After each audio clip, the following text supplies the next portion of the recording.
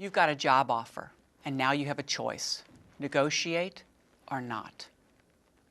If you decide not to, and your buddy, who got the same offer, negotiates and gets a $7,000 increase, by the end of 30 years, your buddy will be making $100,000 more a year than you. Think about that.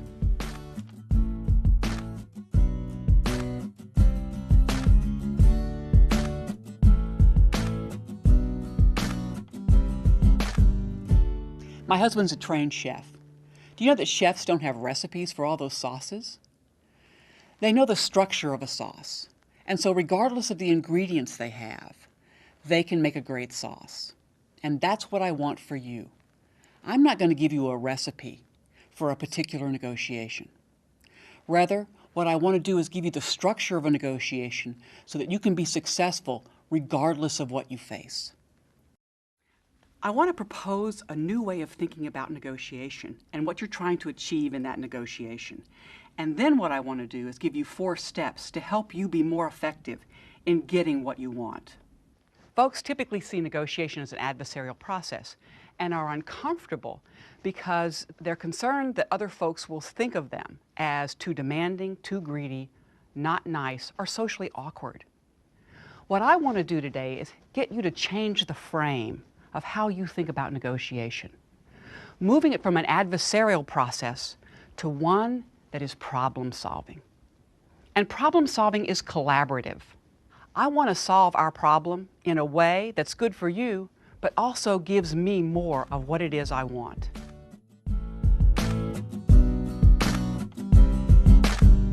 When we negotiate, most of us view the goal of a negotiation as to get an agreement.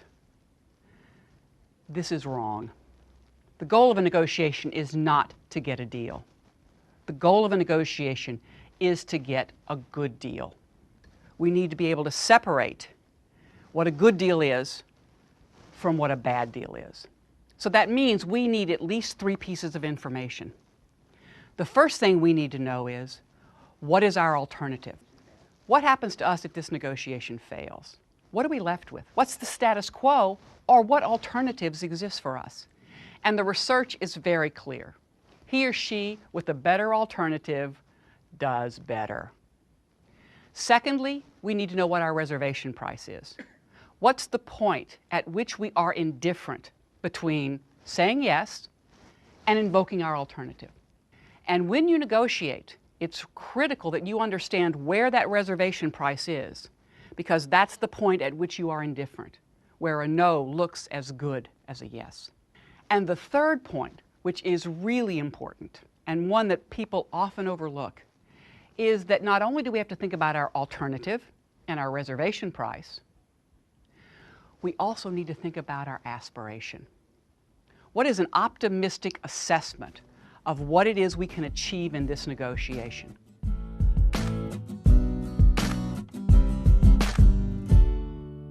So how do you get more of what you want? Let me suggest that 4 steps will help you. The first step is to assess the situation. Is this a situation where I can have influence on the outcome, to change that outcome in a way that makes me better off? And I need to weigh the potential benefits from negotiating with the potential costs for negotiating. And will the benefits outweigh the costs? The second step is I need to prepare. And there are really 2 aspects of this step. Number 1, I need to understand what my interests are, what I'm really trying to achieve in this negotiation. And the second component is I need to understand the interests and preferences of my counterpart. Many of us may understand what our interests are, but few of us actually understand at a deep level what the preferences and interests are of our counterparts. Third, now comes the ask. Engage with your counterpart. Look at these disputed social situations as opportunities to negotiate. You have information that your counterparts don't have. And this is what you bring to the table. If they knew all your information, if they knew your perspective, they don't need you. because you have unique information and because they have unique information, that's where the value is created. Fourth, you need to package. Now, what do I mean by that? Most of us, when we negotiate issue by issue. This is a really bad strategy because when you negotiate issue by issue, every issue is adversarial. You either win or lose. When you're packaging issues, you now have the opportunity to trade among the issues. So, think about proposing solutions, alternative solutions to your counterpart in packages. And to help you out, because your counterpart will probably want to negotiate issue by issue, think about using if-then language. If I give you this, then I get that. What you're doing is you're yoking various issues together into a package. To get more of what you want, there are 4 steps. Assess, prepare, ask, package. To give you an example, my dean recently sent me an email indicating that I would have to be going from 5 courses a year to 6 courses a year, because he had received information from the provost that we needed to be consistent in the amount of contact hours and course credit. I was not happy about that email. So my response was, I think I need to talk to my dean. Let's negotiate. But before I started the negotiation, I thought hard about why was he doing this? What was in his interest? His interest was probably to make sure the provost was happy. What was my interest? Not to move from 5 classes to 6 classes. And it turns out I teach 2 different types of classes, MBA electives and then some specialty classes. There are lots of folks who teach MBA electives. There are very few folks who teach specialty classes. So I thought I should focus on the specialty classes. So then I went for the ask. I set up a meeting, and part of that meeting was to verify the information that I had gathered in my planning session. And it did turn out to be true. He was interested in making the provost happy. So then came the proposal that packaged our interests. He said he wanted consistency between contact hours and credit. So what he did is he changed the credit to match the contact hours. I suggested, why not change the contact hours to match the credit? Because it turns out that in my courses, in my specialty courses, we always went over. So while they were 3 hours, it was common that we would go for 3.5 to 4 hours. So let's make them 4-hour courses and keep me at 5 rather than move me to 6. He said to me, I never even thought of that. And why didn't he? It wasn't that weird. Because he didn't have the information that I had, that my classes routinely ran over. And so when I gave him that information, it created a solution that made him as well off as he was and made me a whole lot better. By the way, I was the only faculty member to get an exception. And why did I get an exception? Because everybody else had the same email. For 2 reasons. 1, I decided to negotiate. And number 2, I provided him with a solution that made us both better off.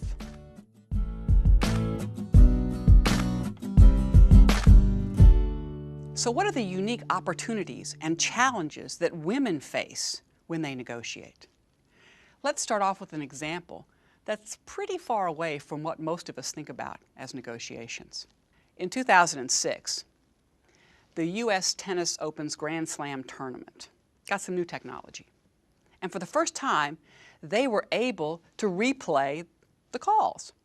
And so they allowed the players to challenge the calls of the referees. Now it turns out that over the course of the entire tournament, about 1/3 of the challenged calls were given to the player. But interestingly, if you divided up the number of challenges by gender, it turns out the men challenged 73 calls, while the women challenged 28. Now, we can come up with all sorts of stories about why men's tennis is different from women's tennis. Men's tennis is faster. Maybe the judges make more mistakes. Maybe the judges are paying more attention to the women. Maybe. But 3 times difference in the number of challenges? Women are simply uncomfortable with asking. Expectations drive behavior. If we expect to do poorly, we will behave in ways that ensure a poor performance. This was demonstrated in a piece of research that I think is very telling.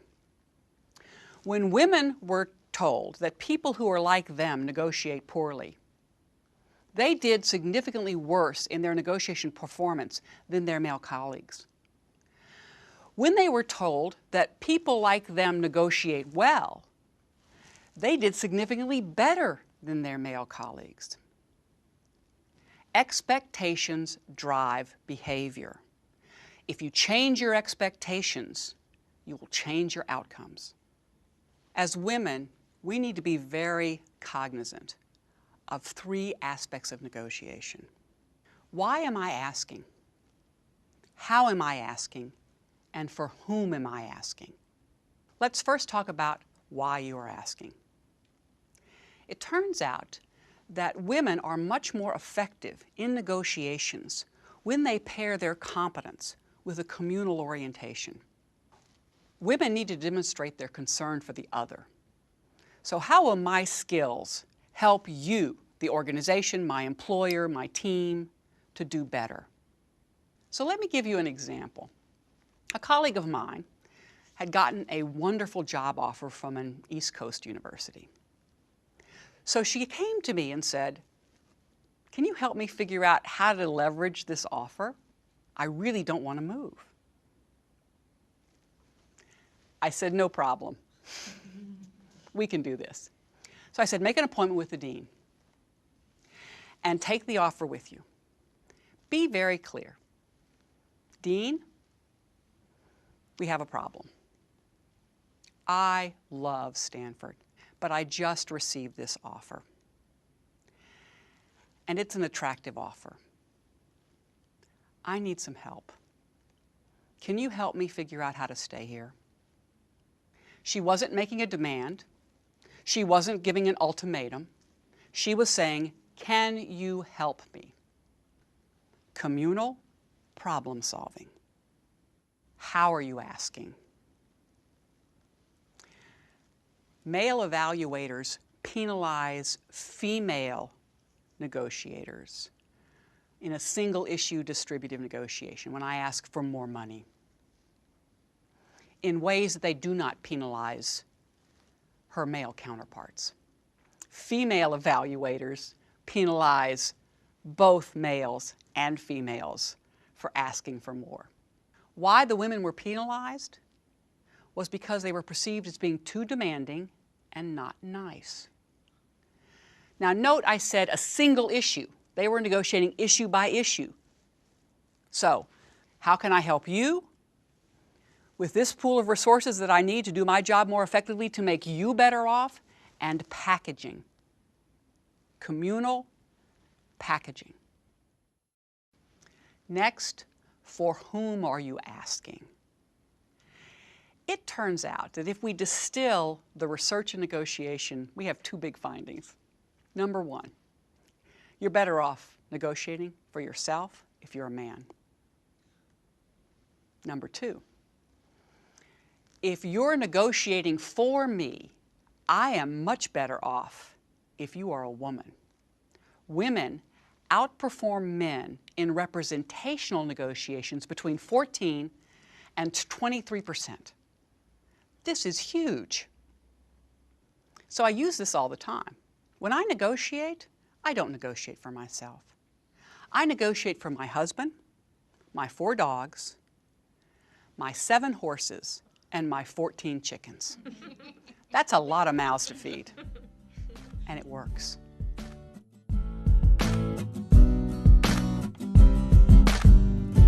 A client came to me asking for one of our top consultants who was busy working on another project full-time, so I wanted to staff it with a different consultant. But the consultant that the client wanted really wanted that project as well. So she came up with the idea, what if we hired a junior consultant to work underneath her and give her the opportunity to work on both projects with that leverage? It worked for the client, it made the consultant really happy, and it really solved my problem. Before coming to business school, for me, negotiation was about preparing to beat a price or aim for a higher number. Now I realize that preparation for a negotiation is much more than that. It's about identifying the issues that are important to me, but also the issues that are important to the other parties that I'm interacting with. And I think that allows us to be much more creative and actually solve the problem. One of the most important things you can do in preparing for your compensation negotiation is to do your research and find out your market value. Sometimes people will go to websites and enter in their current field and title in order to find out what their salary range is. But I find that those websites aren't all that accurate, and they often compile an average salary. It's safe to assume that if you've performed strongly and you're asking for a raise, you're above average. One of the other things you can do is to survey a membership group or an association, either online or offline, and ask those members what their salary range is. You can do so anonymously if that feels more comfortable to you. I worked for a Fortune 50 company. I got the promotion of my dreams, best day of my life. Went out to dinner with a mentor that night to celebrate. Learned that I was getting paid substantially less than my 6 male counterparts. He said, "You have got to go back in there and renegotiate." Had a lot of fear that I might lose that job, but I did. Showed up the next morning and I renegotiated. The concern of my boss was I was younger and had far less experience than all my counterparts. Yet I pointed out to him that his expectation of me was that I would make the same goals as my 6 counterparts for equally as large accounts. We discussed it, and he agreed, and at the end of the day, I got the raise that I really deserved. When you're considering negotiating, you need to be very honest with yourself. How much are you willing to pay to avoid the discomfort of negotiating? And if you decide that you're going to negotiate, you need to be strategic in how you ask. And finally, negotiation is an interdependent process. Every bad deal you have gotten, you've agreed to. So you need to have the capacity to say no. And sometimes when you say no, the other side comes back and says, "Don't go, let's talk. How about this? Is it good for you?" But you'll never know that unless you're willing to walk away. Recently, I had a client enter a negotiation where the terms really didn't work for me. And so I told them, it's just not economically rational for me to take the deal. And it kept it objective and not personal, which really worked for me and allowed me to walk away from the deal, but keep the door open. When I got my first job, I didn't even negotiate for salary. I had no idea how to set a goal, had no idea how to make the ask. Now it's a little bit different. I understand how to set an aspirational goal, and in that preparation, I get to the point where I understand how it benefits all the different parties that are involved. But you really do have to understand how you feel in order to understand what it is that you want. Because if you don't know what you want, you can't negotiate for it. Earlier in my career, I realized that the types of projects I was going to get to work on and the people I was going to get to work with would be invaluable experience for me to gain for later on. So when I received a promotion, I took that time not just to negotiate my cash compensation, but my total package. In this way, I was able to ensure that I was able to focus on a particular industry and also get to work with team members who I knew would invest in my own development. When I was hiring people, it struck me that men negotiated quite frequently, and women were not negotiating. And when they did negotiate, women would have a number in their mind of what they wanted, but they wouldn't be able to back into how they got that. They didn't explain to me that they did a competitive assessment. They didn't tie it to the results and goals that I was hiring them for and why, based on their experience, they were a perfect fit and they were going to meet those goals for me, and therefore they wanted a package that would include X. They needed to come in prepared and just persuade me that they could meet my needs. I've been on both sides of the negotiation, first running compensation for a large organization, and now as I place people in jobs. And where I've seen women be most successful is when they frame their ask in terms of how it reaches the business goals. So go ask. Just always keep in mind, how does it help the company as well? What I've noticed before as candidates negotiate their compensation package is that sometimes the negotiation process can get so heated and both parties can get so focused on what they're looking to get out of it that the candidate's enthusiasm and hunger for the job can get lost. Therefore, remember when you enter this process that you want your future employer and your boss to know that you're not only excited about the opportunity, but you're hungry to get in there and start the job. Let's start with baby steps. Don't start off with a negotiation where there's a big relationship risk. Rather, start a negotiation where the relationship is possibly not even important, where there's less risk to you, to experiment, to try. So let me give you an example. Think about going to a department store. And I don't know about you, but I am a shoeaholic. I love shoes. Unfortunately, with my job, I spend a lot of time in boring black pumps. But sometimes when I go to shoe sales, there are shoes that sing to me. You can't wear them, you can't even walk very far in them, but when you put them on, you're like, I am good.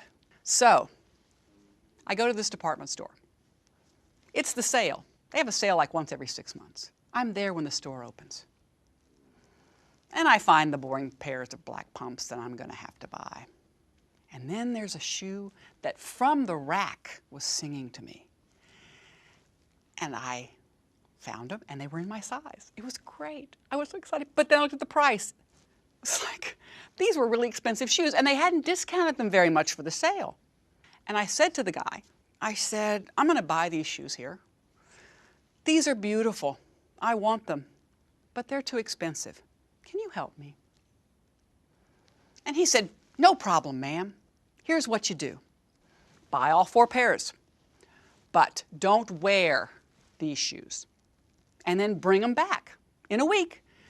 You return them, we discount them 50%, and then you can come and buy them back immediately. And I said, it's an hour and a half each way from my home to the store. It's not going to happen. Have you got any other options? And he said, let me go talk to my manager. But when he came back, he said, we'll take $75 off those shoes for you. And I said, that works. Thank you. Now, here's your assignment. Go to your favorite department store. Find something you want. And then negotiate for it. Figure out how to solve the problem. Here's what I want. It's too expensive for me. And ask for help. Initiate the negotiation. Not all of you will be successful every time, but you will be surprised at how often you are. When I first learned about this research, it helped me understand why women sometimes don't ask. There is a social risk. Women are judged differently. And with Maggie's work, it gives us tools to negotiate successfully in a way that works for everyone. Malcolm Gladwell suggests that you need 10,000 hours of practice to become expert in anything. Negotiation is the same way. You need to practice, but you need to learn from what you experience. You need to see social situations as an opportunity to create value so that you and your counterparts can get more of what you want.